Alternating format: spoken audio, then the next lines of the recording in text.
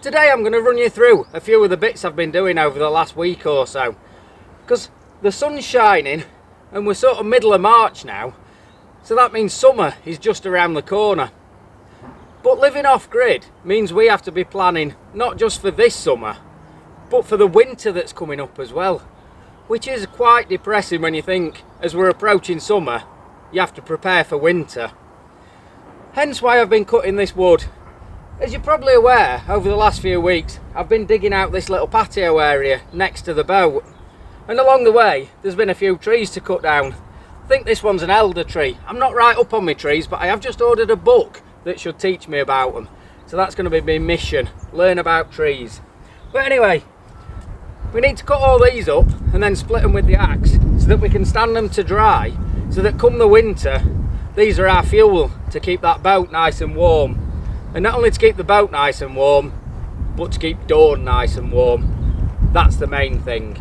A little project that I started last week and haven't really been able to film very well because it's in the bedroom, and obviously it's only a small room, there's not a lot of room for the camera and myself and all the tools.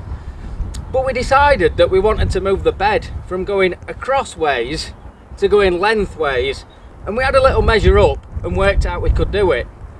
But the first thing I had to do was take the chest of drawers out and cut them down, because they were sort of nearly 2 foot deep, and to give that extra space for the bed we wanted them sort of around 16 inches deep, so it meant chopping that 6 inches off the back.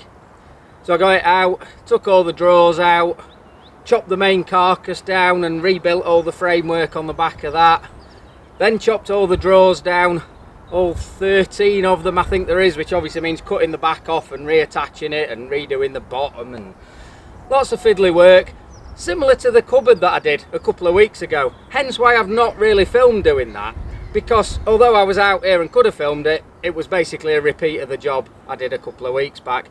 I'll put the link, I think it's up here and also in the description below to that video if you want to look at that. I then had to redo the bed, but I decided the main frame of the bed itself, although it was going across and we want to come down, was nice and sturdy and secure. So I kept that as it was, just took all the lats off, and then I've kind of built an extra framework at the bottom, and with a little bit of jiggling around and cutting those lats around, I managed to then rebuild the bed coming down. I think I just needed a couple of extra bits of wood that I managed to scrounge from around the place. So we then got the bed coming down. I have also made it so that we can fit a normal 4'6" mattress on there. At the moment we've only got a 4 foot wide bed, but with doing the change we thought we'd make it so that we could change to a 4'6" mattress. I guess it just means we now need to scrounge in these deep pockets with my short arms and buy a mattress. As you're well aware, I don't like spending money. But yeah, so we got that set up, and then that left a little space either side, which in effect has now created a couple of little cupboards that we can put the stuff that we don't use on a regular basis in there. We're kind of thinking things like stuff we need for when there's floods, you know, so we've got kind of the long Wellington boots and things, and the nice thick jackets and stuff like that. And also stuff that we use for when we're out cruising, again things like the life jackets, the windlass, you know, the bits and bobs we need there. We can keep those in those side pockets, they're then out the way, and we can just grab them when we need them. So to cover those cupboards, oh blimey, that wind's picking up, there's me talking about summer, wind starts blowing. But yeah, so those two side bits, I cut a couple of those school tabletops that I've got, and they've created little benches so that at night we can pop our things like our phones and asthma inhaler and stuff like that on there. I also added in an extra charge point, so we've now got a charge point each side, so we can both charge our phones at night as well. The little things like that that count. But next job then is splitting all the logs that I've cut, so I need to gather them up from around the garden area where I cut them the other day, and we'll get them split with the axe.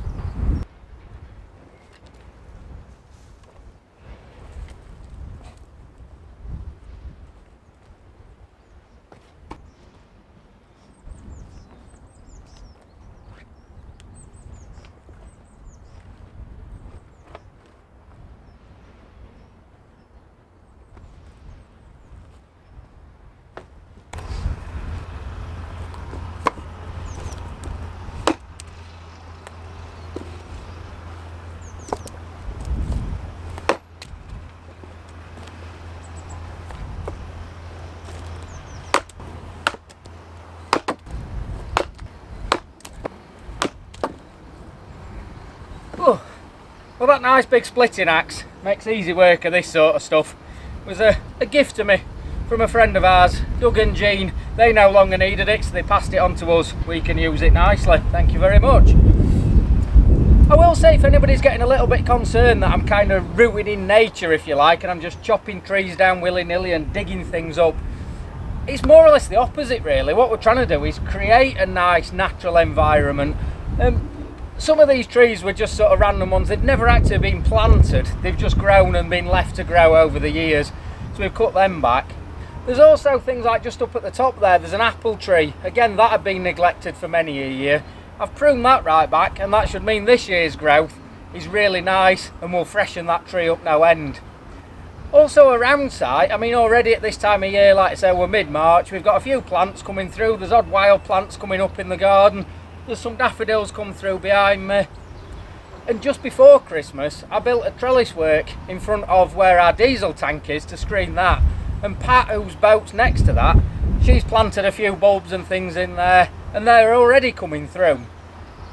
And up at the top here, I think for this coming season, looking at putting in a few fruit trees, maybe again some more apple trees, pear trees, plums, things like that. If you've got any suggestions on what I could plant, drop it in the comments below. I'm trying to make the environment really nice and natural. We don't want lots of harsh paving and brick walls. We want to see nature at its best.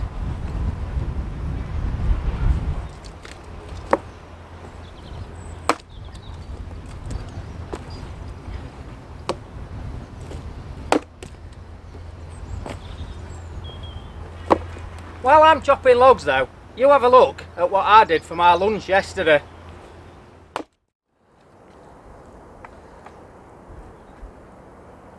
That's a bit of lunch warmed up on my traditional Swedish torch. Just use a chainsaw to cut a few cuts out of a log, set fire to the middle, that cooks it through lovely, nice and warm. And while I eat my lunch, I can warm a bit of water up for a brew.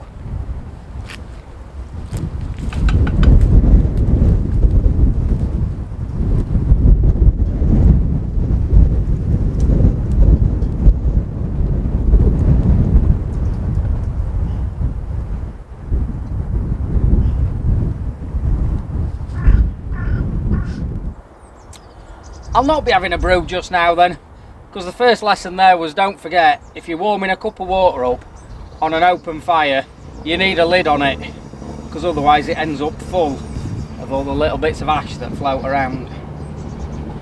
I'll stay thirsty then, shall I?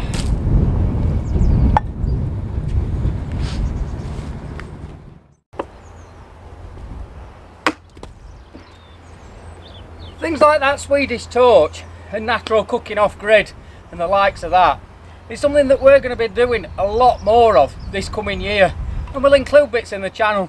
I'll show you more about how I made that Swedish torch and other different variations where you're basically just using a log to cook on.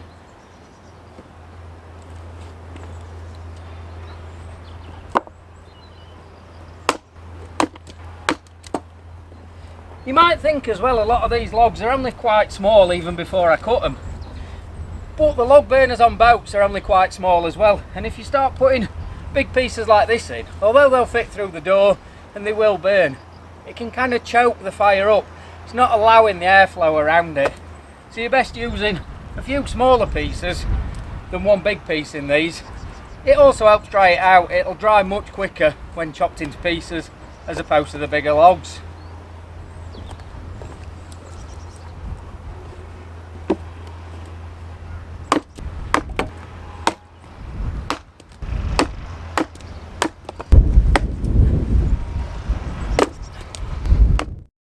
Well, I have a breather from that, because I really ain't as fit as I used to be. You might have seen on the last episode I mentioned this knife that I'm making. It's kind of for use off grid. It is for splitting small pieces of wood, this sort of size. Instead of trying to swing the axe in it, that you can put the knife on, tap it with a baton, and it'll split your wood open. Obviously this needs to dry before being able to do it with a knife though. I have also got a larger machete. Sounds quite scary. It actually came with one of the boats, and it's for getting down the weed hatch. So if we get stuff caught around the propeller, you take the little weed hatch cover off and you can get in there with a big knife and cut anything off. People in the past have found all sorts, from big pairs of pants to mattresses down there. So what I want to do with that is clean it up and make it look like this, put the same sort of handle on. So it's currently in the electrolysis tank, as you've seen me do before, solar powered electrolysis. Again, I'll put a link below to the main video I did on that, where I cleaned up a cast iron pan. But the video that I like to make of the machete being cleaned up, I'm going to put on my other channel, the channel called The Tight Yorkshireman. And that's where I do these kind of peripheries, if you like. Now there's a big word. Things that are kind of related to the boat, but aren't actually on the boat as such. So yeah, it's a nice machete, should look lovely when it's done. Just have to make sure I'm really careful with it. Hey well, more chopping.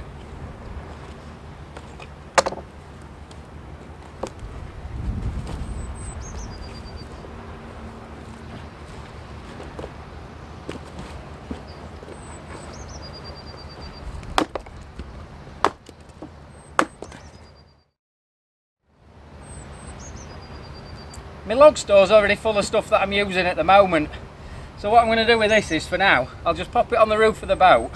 That'll allow it to start drying. But within the next few weeks, we'll have used all the wood that we've currently got in there. So then I'll be able to restack this into the log store and leave it all summer and during the autumn until we need it next winter, when hopefully it'll be dry enough.